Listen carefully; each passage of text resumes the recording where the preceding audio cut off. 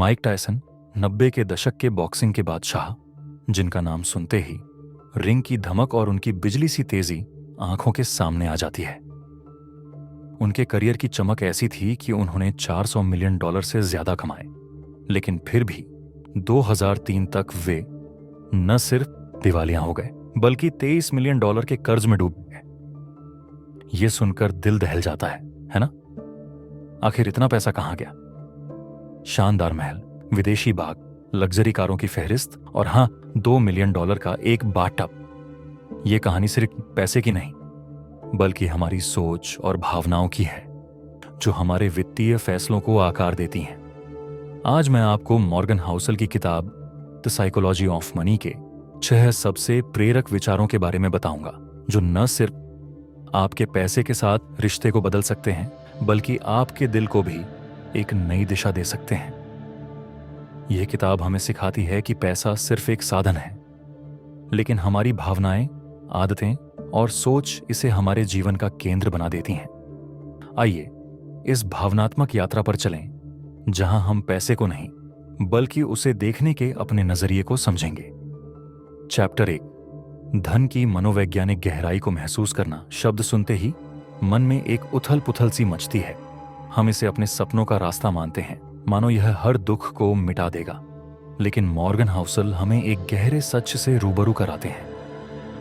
पैसा सिर्फ एक साधन है, न कि जिंदगी का मकसद। क्या आपने कभी सोचा कि पैसे की दौड़ में हम अपनी खुशियों को कहीं पीछे छोड़ देते हैं?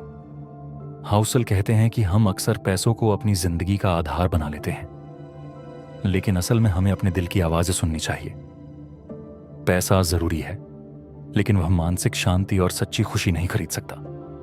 यह सुनकर मन थोड़ा उदास होता है, लेकिन साथ ही एक नई उम्मीद भी जागती है कि शायद हमारी खुशी पैसे से कहीं ज्यादा कीमती चीजों में छुपी है।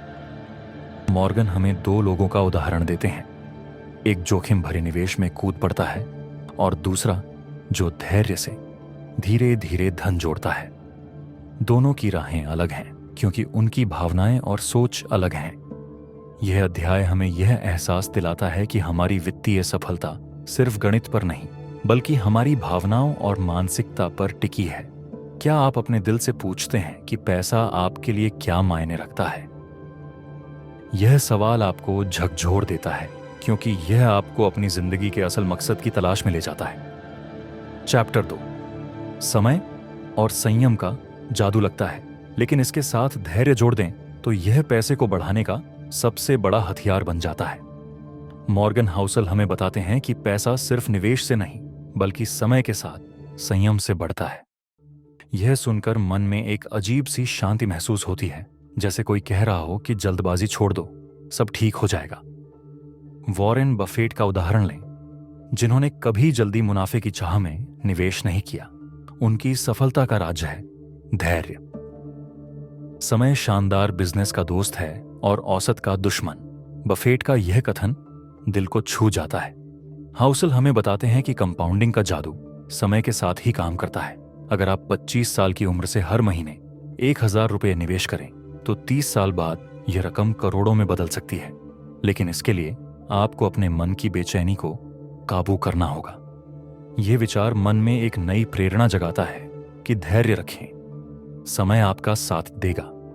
जल्दबाजी में लिए फैसले हमें जोखिम की ओर ले जाते हैं, लेकिन संयम हमें वित्तीय आजादी का रास्ता दिखाता है। क्या आप अपने सपनों के लिए समय देने को तैयार हैं? चैप्टर 3, सामाजिक दबाव और दिल की उलझन। क्या आपने कभी महसूस किया कि आप कोई वित्तीय फैसला सिर्फ इसलिए ले रहे हैं क्योंकि सब यही कर रहे हैं?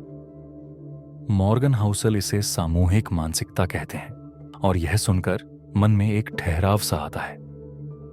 हमारी जिंदगी में कई बार ऐसा होता है कि समाज का दबाव, दोस्तों की बातें या बाजार की चकाचौंध हमें अपने लक्ष्यों से भटका देती है। 2008 के हाउसिंग क्रैश या बिटकॉइन की सनसनी इसका उदाहरण है। लोग बिना सोचे समझे उस दौड़ में शामिल हो गए क्योंकि उन्हें लगा कि यही सही है। यह विचार मन को झकझोरता है, क्योंकि हम कितनी बार दूसरों की देखा देखी में अपने सपनों को भूल जाते हैं। हाउसल कहते हैं कि निवेश भी फैशन की तरह है। लोग हॉट ट्रेंड्स के पीछे भागते हैं, लेकिन यह हमेशा सही नहीं होता। यह सुनकर दिल में एक सवाल उठता है, क्या मैं अपने फैसले खुद की जरूरतों के लिए ले रहा हूं या समाज के दबाव में? हाउसल हमें सलाह देते हैं कि अपनी वित्तीय स्थिति और लक्ष्यों को समझें। यह विचार मन में एक नई स्पष्टता लाता है कि हमें अपनी राह खुद चुननी है, न कि भीड़ के पीछे भागना है। चैप्टर 4, जोखिम और अनिश्चितता का सामना। जिंदगी अनिश्चितताओं से भरी है और वित्तीय दुनिया तो और भी। मॉर्गन हाउसल हमें बताते हैं कि जोखिम और अनिश्चितता हर वित्तीय फैसले का हिस्सा है। यह सुनकर मन में एक डर सा उठता है, लेकिन साथ ही एक साहस भी जागता है। हाउसल कहते हैं कि अमीर लोग भी गलतियां करते हैं, लेकिन वे उनसे सीखते हैं। वॉरेन बफेट जैसे दिग्गज निवेशक भी गलतियां करते हैं, लेकिन उनकी असल ताकत उनकी सीखने की भावना में है। यह विचार दिल को छू जाता है, क्योंकि यह हमें बताता है कि गलतियां करना कमजोरी नहीं, बल्कि आगे बढ़ने का रास्ता है। हाउसल कहते हैं कि भविष्य को कोई पूरी तरह नहीं जान सकता, और यह अनिश्चितता स्वीकार करना ही समझदारी है। यह सुनकर मन में एक लचीलापन आता है। अगर हम जोखिम को गले लगाएं और अपनी गलतियों से सीखें, तो हम जिंदगी की इस अनिश्चित यात्रा में भी सफल हो